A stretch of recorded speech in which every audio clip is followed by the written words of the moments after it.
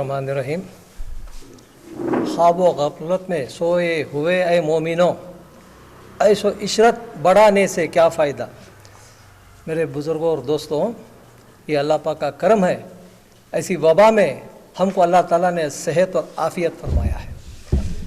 ये अल्लाह का करम है कि अल्लाह ताला अपने बंदों को कहता है कि एक दूसरों का दर्द बांटने के लिए मैंने पैदा किया इंसान को।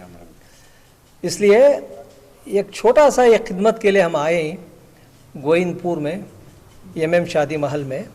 एक छोटा सा एक मख्तसर सा जो है एक खाना जो है बिरयानी पका के हम बांटना गरीबों को। जो ग़िज़ा हम खाते हैं वही ग़िज़ा हम खिलाना बोल के एक छोटी सी एक कोशिश हो रही है हमारी, ताकि पिछले कई हफ्तों से हम ये काम करते आए हुए हैं। गोइनपुर एक ऐसा मुकाम है जहाँ पर गुर्बत ज़्यादा है, गरीब तबका ज़्यादा है। ये जो खाने का जो इंतज़ाम है ये मेरे वालिद मरहूम सी अब्दुल अज़ीज़ के ट्रस्ट के जानिब से हम भाई यहाँ पर आके ये खाना बांटने का इंतज़ाम करे हैं।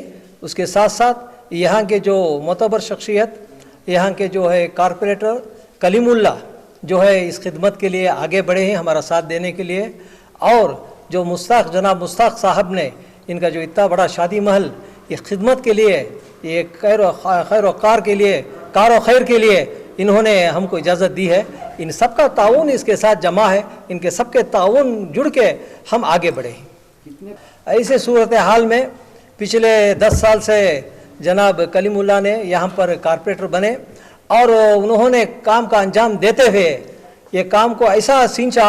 आज देखो, कल मैं यहाँ का मुआयना किया, काफ़ी जो है सड़कें सीमेंट की रोड हो गए हैं और ड्रेनेज सिस्टम हो गया है, करंट का अच्छा जो है सिस्टम बढ़ गया है, काफ़ी मस्जिदें और काफ़ी स्कूल यहाँ पर तैनात हुए हैं। आज खुशी होती है कि गोइनपुर एक नया शहर, एक मॉडर्न टाउन जैसा लग रहा है।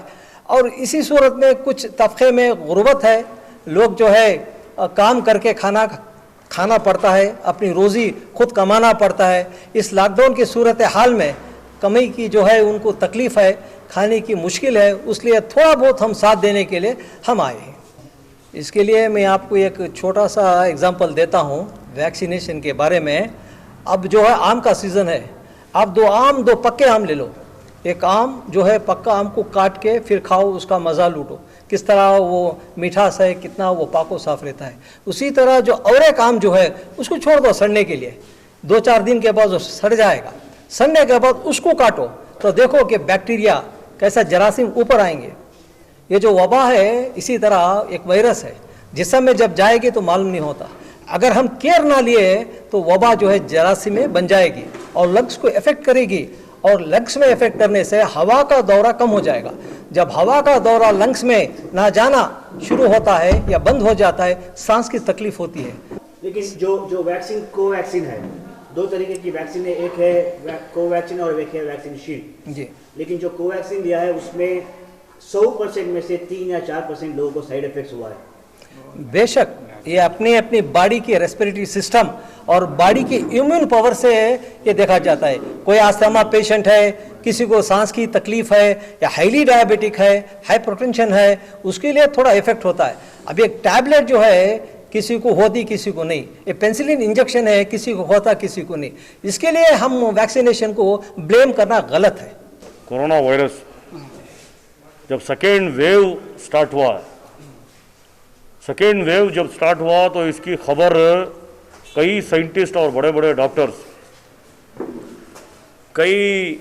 डॉक्टर्स और साइंटिस्ट सेकेंड वेव के बारे में गवर्नमेंट को और आवाम को मीडिया में, सोशल मीडिया में इत्तला कर रहे थे कि भाई इसकी सेकेंड वेव, कोरोना की सेकेंड वेव आने वाली है, सेकेंड वेव में बहुत सारे लोगों को प्रॉब्लम होने वाला है बोल के बता रहे थे। अब सेकेंड वेव को रोकने में हुकूमत नाकामयाब है, सेंट्रल गवर्नमेंट हो, स्टेट गवर्नमेंट हो, सेकेंड वेव को रोकने में नाकामयाब है। अब सबसे पहले तो हुकूमत की तरफ से बताया जा रहा था भाई सोशल डिस्टेंस मेंटेन करो, मास्क डालो, सैनिटाइज कर लो, दावतां, शादियाँ में, फंक्शन में जाना बिल्कुल अवॉइड करो। हुकूमत की तरफ से या सामाजिक कारकुनों की तरफ से, साइंसदानों की तरफ से, डॉक्टरों की तरफ से पढ़े लिखे समझदार लोगों की तरफ से आवाम को एक तरफ से बताने की कोशिश की जा रही थी। तो एक ही हमारा एक मकसद क्या है, लोगों की ज़िंदगी, इंसानियत को बचाना है। तो उसके डायरेक्शन में हमने काम स्टार्ट किया। तो हमने क्या किया, हमारा पीएससी सेंटर केजीहಳ್ಳಿ में बीबीएमपी का गवर्नमेंट का पीएससी सेंटर है, वो पीएससी सेंटर में लगातार सवेरे 9:30 से लेकर शाम के 4:30-5 तक भी हमने वहाँ पर कोरोना टेस्ट कराने के लिए लोगों को अपील किया। जिसको भी बुखार आ रही, हमने सारे डॉक्टर्स को बात किया, जहाँ पर लोग यहाँ पर मेडिकल बहुत सारे एमबीबीएस डॉक्टर्स हैं और बहुत सारे आयुर्वेदिक ट्रीटमेंट करने वाले बहुत सारे डॉक्टर्स हैं यहाँ पर। बहुत सारे डॉक्टर्स को हमने अपील किया, भाई आप जो भी बंदा आपके पास बीमार होकर आ रहा है उसे बोले जाकर आप कोरोना टेस्ट कराओ। कोरोना टेस्ट कराने से क्या होता है, अगर पॉजिटिव आया तो उसको हम हॉस्पिटल का इंतज़ाम कर सकते हैं, नेगेटिव आया तो भी हम उसको इलाज करवा सकते हैं। हमने लोगों के दरमियान एक अवेयरनेस लेके आया, भाई तुम जाके कोरोना अगर बुखार आ रहा है, तुम्हारे अंदर सुस्त महसूस हो रहा है, या अगर तुम्हारी बॉडी में कुछ ऐसे सिम्टम्स दिख रहे हैं जिससे तुम बीमार महसूस कर रहे हो, बिना झिझक डरे नहीं, जाओ तुम कोरोना टेस्ट कराओ। देखो सर, इसमें दो चीज़ें हैं। एक रेंट का मसला है। पिछले 1.5 साल 2 साल चलो 1.5 साल से जब से कोरोना आया, लोगों की ज़िंदगी परेशान है। अब लैंडलॉर्ड भी परेशान है, टेनेंट भी परेशान है। आज टेनेंट से ऐसे भी टेनेंट से उठा को सामान बाहर फेंक डाल रही, समझ में आ रही बात, सामान ना उठा को फेंक डाल रही। अब हमें उनको एक ही रिक्वेस्ट कर सकती हैं लैंडलॉर्ड को, तुम्हें उठा को सामान फेंक डाले तो सामान तुमने एडवांस दिया को, कौन भी नया टेनेंट आ रहा नहीं। तुम्हारी भलाई इसमें है, तुम्हें आज उसे साथ दो। उन्हें तकलीफ में है, उन्हें कमाया इस टाइम पर तुमने रेंट दिया नहीं दिया, उन्हें दिया ना उन्हें, आज उन्हें बाहर जाकर नहीं कमा सक रहा है। उसका कोरोना उसका एक ही जने का प्रॉब्लम नहीं है, सारी दुनिया का प्रॉब्लम है। सारी दुनिया में आज पूरा प्रॉब्लम है, चल रहा है। आज कमाया तो उन्हें दे सकता है उन्हें। हमें इतना रिक्वेस्ट कर रही हूँ उसे, गरीब आदमी को, तुम्हें मदद करो। जिसे हमारी समझ में आया, बिल्कुल उन्हें कुछ नहीं कर सकता, हमें बंद मुट्ठी दे रही कि कैसा सपोर्ट कर रही कि क्या कर रही कि हमारे जो समझ में आया हमें उसे मदद कर रही। बस मैं लोगों से आज़िमाना इल्तिमास कर सकता हूँ, मेरी ये अपील है कि जिस तरह हमारे दोस्त कलीमुल्लाह ने बोले, ये सही फरमाया, डिस्टेंस मेंटेन करो, उसके बाद मास्क लगाओ, फिर उसके बाद जो है वैक्सीन किसी भी सूरत से किसी भी हाल से ले लो। आज वैक्सीन जो है फ्री मिल रहा है।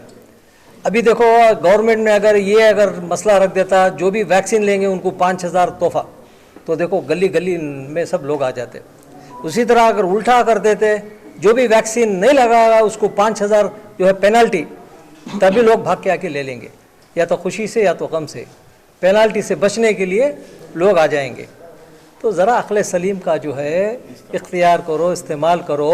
बड़े बड़े जो है उलमाए कराम, डॉक्टर्स, साइंटिस्ट, जजेस, ये सब वैक्सीन लगाएं। मेरे खुद के घर में मेरी बेटी सर्जन है, मेरे दामाद हार्ट सर्जन है, हम लोग हमारी पूरी फैमिली वैक्सीन लगाई है। सारे लोगों को एक ही गुजारिश करता हूँ कि ये जो वबा आई है अल्लाह की तरफ से आई है, और अल्लाह ताला जो है जो हमसे रूठा हुआ है। तकरीबन 10 साल से ये जो तरक्की का दौर गुजरा, इसमें लोग ऐसा गाफिल हो गए थे अल्लाह से कि अल्लाह को भूल गए थे। तो अल्लाह ताला जो है ये हम सबको, जितने भी लोगों को बचा कर रखा है। मेरे और आपके आका सरकार दो जहां अहमद मुस्तफ़ा मोहम्मद मुज्तबा सल्लल्लाहु अलैहि वसल्लम की दुआओं के सदक़े में बचे हैं। जितने भी लोग गए हैं इस वबा के ज़रिए से, वो अगर बीमार होकर गुजरे हैं तो उनके रिश्तेदार परेशान नहीं होना, इसलिए कि बीमार जो होकर गुजरता है वो शहीदी मर्तबा पाता है। ಇದೊಂದು ಸಾಮಾನ್ಯವಾಗಿ ಹಸಿದವನಿಗೆ ಉಣ್ಣಕ್ಕೆ ಇಳುವಂಥದ್ದು ಒಂದು ಇಸ್ಲಾಮಿನ ಒಂದು ಪರಿಕಲ್ಪನೆ ಭಾಳ ದೊಡ್ಡದಾಗಿದೆ.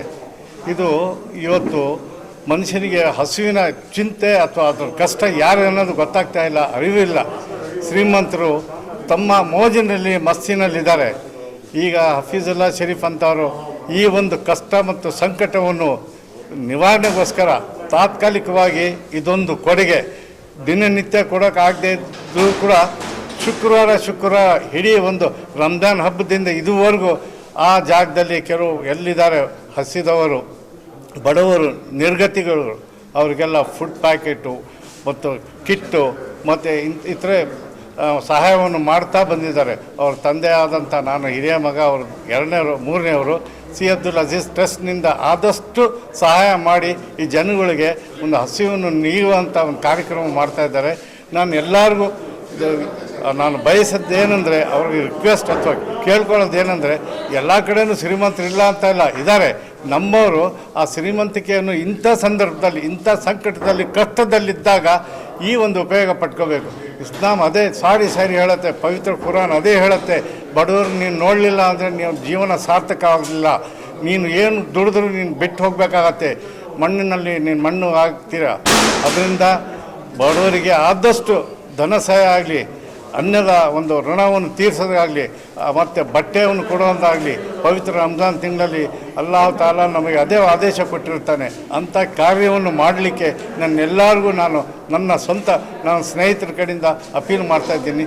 ದಯವಿಟ್ಟು ಇನ್ನು ಮುಂದೇನು ಯಾವ ಥರದ್ದು ಅಡಚಣೆ ಇಲ್ಲದಂಗೆ ಬಡವರಿಗೆ ಸಹಾಯ ಮಾಡಿ ಅವ್ರ ಊಟವನ್ನು ಕೊಡುವಂಥ ಒಂದು ಪದ್ಧತಿ ಜಾರಿಗೊಳಿಸಲಿ ಅಂತ ನಾನು ತಮ್ಮಲ್ಲಿ ಪ್ರಾರ್ಥಿಸ್ಕೊಳ್ತೀನಿ.